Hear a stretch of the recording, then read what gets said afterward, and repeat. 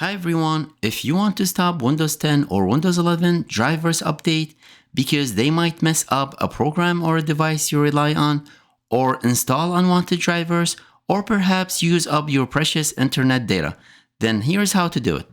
I'm going to show you a method that should work on all versions of Windows 10 and Windows 11, and we're going to do it through the Registry Editor. From the taskbar, let's click on the Windows search and type regedit. Select the Registry Editor from the result to open it. And here, let's navigate to HKey Local Machine. Then you'll go into Software, then Policies, then Microsoft, then Windows. Now in here, you'll find a folder named Windows Update. If it doesn't exist, you'll need to create it.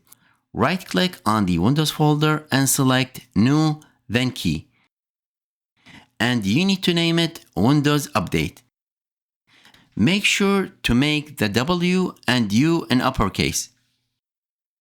Once the Windows Update key is created, you need to add a new value inside it called exclude WU drivers in quality update. Right-click on the Windows Update and select New, then dword 32-bit value. Name this value exactly as I type it here. Exclude WU drivers in quality update with the E, W, U, D, I, and Q all in uppercase. Now we need to assign a value of 1, so double click on it and change the data from 0 to 1. Then click on OK to save the changes.